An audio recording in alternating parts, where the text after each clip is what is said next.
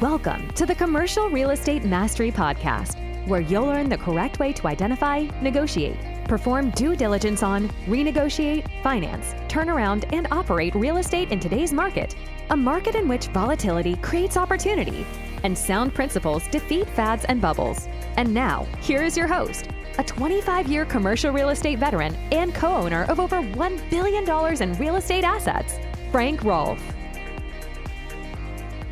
Nobody likes to pay taxes. Absolutely nobody. And in America today, taxes are just a part of our life. There's an old saying that, the two certainties of living are death and taxes. And as a result, since none of us like to pay taxes, over the years, people have tried to find loopholes or methods to reduce their tax bill or avoid their tax bill. And in the world of real estate, there's three typical ways people do that: 1031 exchange, accelerated depreciation, and opportunity zones. But sometimes in search of lower taxes, we can cause other problems that are often even bigger than those tax savings. This is Frank Rolfe with the Commercial Real Estate Mastery Podcast. We're going to talk about the dangers of chasing after-tax benefits. Now, let's start off with the 1031 exchange. In a 1031 exchange, you are able, in selling a property, to buy something of a similar size and defer your ultimate payment of tax. I'm not sure why they started doing 1031s. It was meant to stimulate, I think, property buying and investment. But in so doing, they put a time clock on it. When you do a 1031 exchange, you don't have an infinite open door to when you buy that replacement property.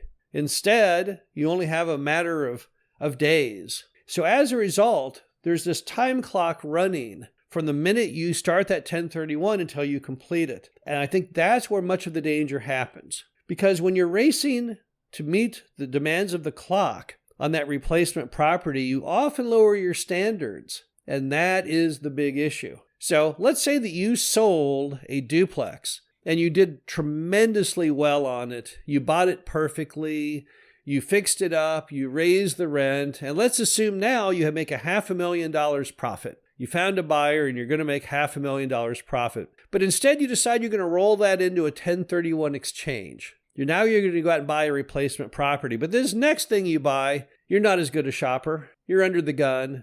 You got to get it done before that 1031 window of opportunity closes. So you go out and buy another thing. Let's say you buy a fourplex. But this fourplex isn't that good a deal. And ultimately at the end of the movie, the fourplex is worth $500,000 less than you paid for it, and you lost all your savings. And that's a common thing that happens with 1031s, is people in their race to find the replacement property, they lower their standards, they're moving fast, playing it loose, don't do as good due diligence, or simply accept things which really are not as good. So you've got to be very careful. If you're going to do a 1031, do not do it unless you would buy that property without the tax deferral. So if this is a property that meets all of your regular standards and you would buy that thing no matter what, even if there was no 1031, okay, then go forward. But if you're only doing it to save on the taxes, that is the tail wagging the dog. That is a terrible idea. In that case, you would never want to do it. Then you have accelerated depreciation, also known as bonus depreciation or cost segregation, methods to speed up the amount of depreciation you can write off on the property. And it sounds good on paper because, gosh, who doesn't like to have giant amounts of money they don't have to pay in taxes this year, thanks to all of these bonus things that the government's giving you on accelerated depreciation. But the problem they don't tell you about on these is you only get so much depreciation. It doesn't expand the amount you get. It just speeds up how fast you get to use that depreciation. And here's where you can get in trouble. Let's assume that you just use everything at your disposal, the most rapid depreciation possible on that property. And then what happens? Well, then you got no more depreciation. And in most commercial real estate, what your depreciation does is it covers your principal payment on your mortgage. Not in all cases. Talk to your tax professional, but normally that's how it works out, is the depreciation on the property is just enough so that you don't have to pay tax on your principal payment. Because otherwise you do. Your principal payment, that component of your mortgage of the interest and principal, just the principal part, that amount is profit. And that amount will be taxed. So it can be a pretty big amount of principal on your mortgage payment, and therefore be a pretty big amount on tax. And you get to hide from that issue the entire time you own the property if you use standard depreciation normally.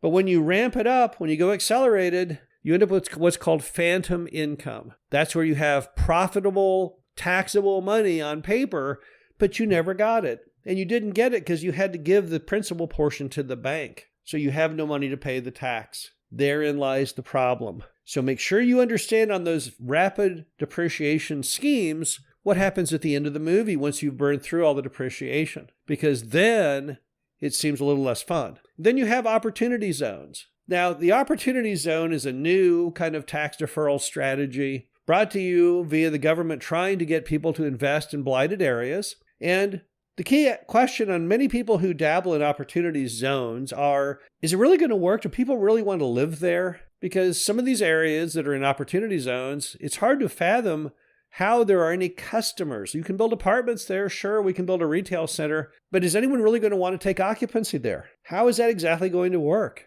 So once again, people chasing after tax deferral are often getting themselves into a trap by getting involved in markets where there is no demand for what they're trying to do. So once again, in search of the tax, the tail has wagged the dog and got you into trouble. Now, on opportunity zones, one thing I have noticed, there's a loophole in them, and that is some of them are not in blighted areas. Look at the opportunity zone map. Pull it up on the computer. It's in the public domain. It's there for all the world to see. You'll see it's not always in areas of town that are considered bad. Some of them are in areas considered good. I don't know how they made it in on the opportunity zone front. It makes no sense to me. I have to assume it was someone in government who owned some land over there and thought they'd just throw a little extra money their own way. I'm not sure how that worked. But once again, be very, very careful on opportunity zone investing that you're doing it, not because just of the tax advantages, but because you would do it even in the absence of any type of tax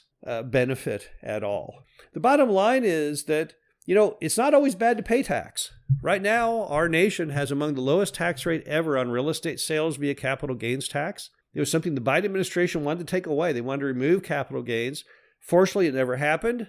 Trump recently, in the big, beautiful bill, made them permanent, but it's low. It's very low. Your ancestors paid far more in taxes than you do today on these real estate deals. So maybe paying the tax and being done with it forever is not a bad thing. We don't know what will happen in America going forward. It may be the tax tables are rapidly changed. The people who voted in those tax changes as being permanent could easily vote to have them undone. Who knows what will happen? Maybe no capital gains tax, 30 years from now will be 80%. I have no idea. But if you pay the tax, you do lock on its current rate forever. And so you got to really think twice on many of these tax deferral schemes, because you're not abating tax forever. You still ultimately have to pay the tax. Just a question of when and how that will occur. But make sure it does not flavor your decision-making to get involved in marginal deals, just chasing those tax savings. This is Frank Rolfe, the Commercial Real Estate Mastery Podcast. Hope you enjoyed this.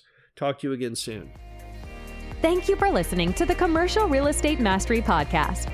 Be sure to visit us at creumastery.com to subscribe to the show, read our show transcriptions, and access all of our great information on real estate investing. And if you have a moment, please feel free to rate, subscribe, and leave a review wherever you listen to your podcasts. This helps others find the show, and we greatly appreciate it. We'll catch you in the next episode.